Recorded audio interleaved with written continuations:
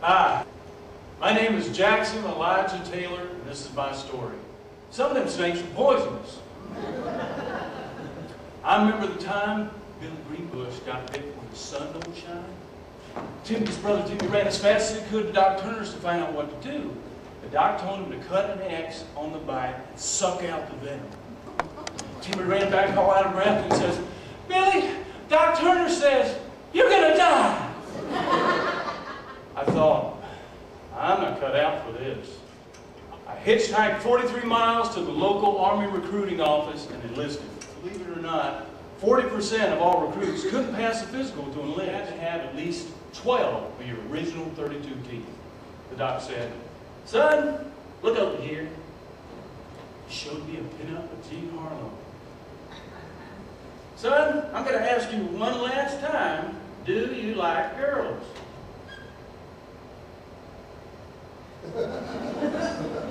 He said, "You're good to go."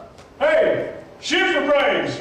You are number 2. TUE2. You got that?"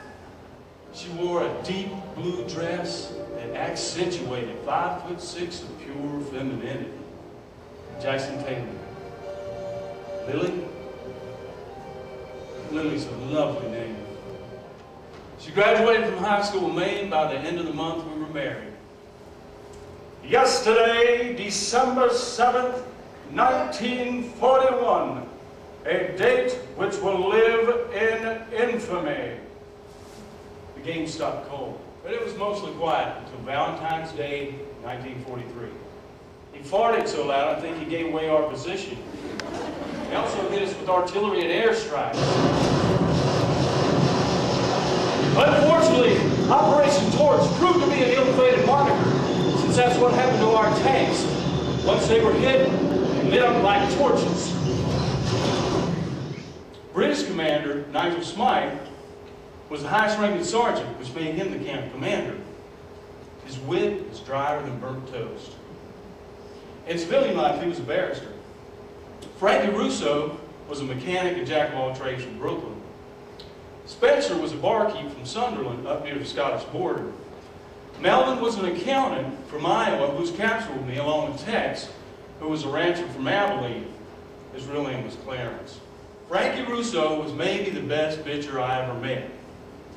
He could compliment his own mother and make it sound like he was complaining. "My mother's meatballs. Oh, forget about it. They're bigger than baseballs. You eat a couple of them, you shit bricks." Nigel said, "Frankie, you're so well-spoken. Your mother must have been an elocution teacher." Spencer said, "Frankie, your mommy got electrocuted?" Melvin said, "Oh, that's terrible. I'm so sorry for your loss." Tex said, "Boy, do I miss a good barbecue." Take Melvin. He was way before Don't Ask, Don't Tell. We didn't need to ask because we could tell. Under the darkness of a moonless sky, we'd wait for the sentry to walk by. We'd then quickly run and throw our packages over the 10-foot barbed wire fence. The Russians would catch and race to stow them out of sight before the Nazi sentinel made his way back. Not one ever fell short. One night after curfew, the Russians were raising the ruckus. The Nazis got so furious they released 2 German shepherds into their camp. A couple hours later, the bare bones of both dogs were tossed back out. Russians ate fresh meat that night. The Nazis never turned their dogs loose in the Russian camp again. We really had a tumbling team. We called ourselves the Rolling Roustabouts.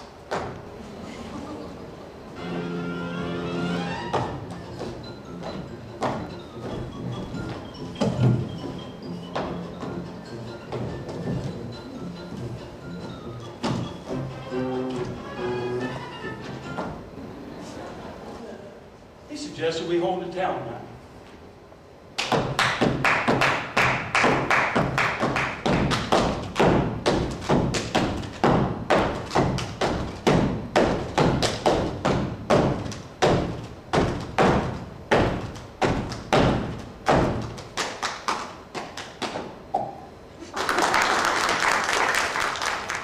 French, Romans, country lend me your beers. So swear, not by the moon, but beware the eyes of May. Alas, poor urine. I was the one that loved not wisely, but way too well. Oh, Juliet! Juliet! Where are you? A rose by any other name would smell as sweet. Something's rotten in the state of New York. Out, damn spot! A plague on both your houses!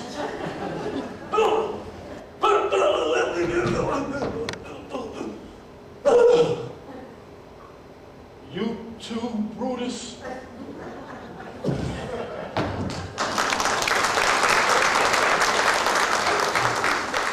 Parting is such sweet sorrow. Tut-tut-tut-see, goodbye. Tut-tut-tut-see, don't cry. The choo-choo train that takes me away from you, 'cause you just don't know how sad it makes me.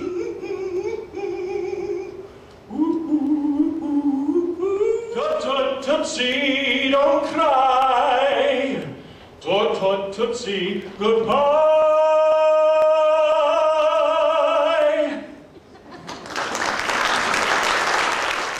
A thief was caught red-handed.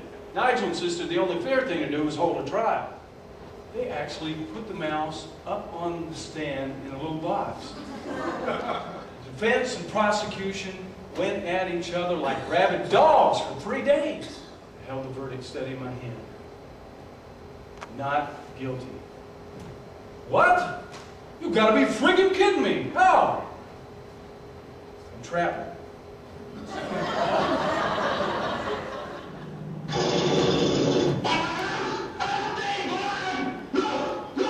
Don't shoot, don't shoot. The Nazis stormed into our barracks and roughly shoved us out at gunpoint.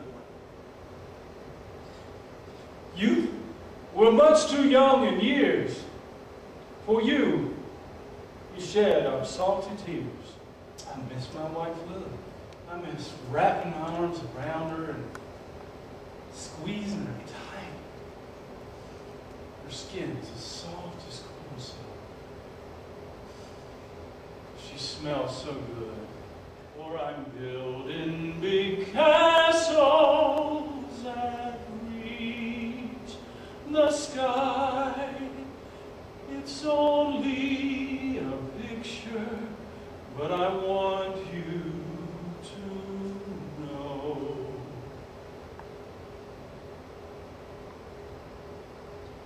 that I think of you, Lily, and still love you so. Then I heard Melvin's voice. I turned, there was Melvin yelling, "Jackson, Russo, tags!" There are countless rows of them, one stacked on top of another. They deserve a proper burial. They earned that much.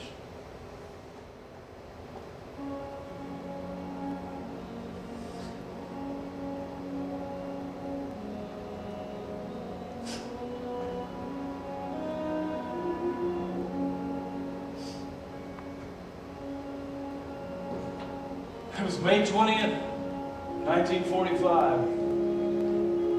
2 years, 3 months, and 6 days since I've been captured by Rommel's troops. The last thing I heard as I walked to the car was, "Do not drive." I don't know. Can you? Would she be waiting for me? Did she still love me? How did she change? What'd she look like now? I was returning home 30 pounds lighter, and I was hoping she wasn't 30 pounds heavier. But even so, it didn't matter.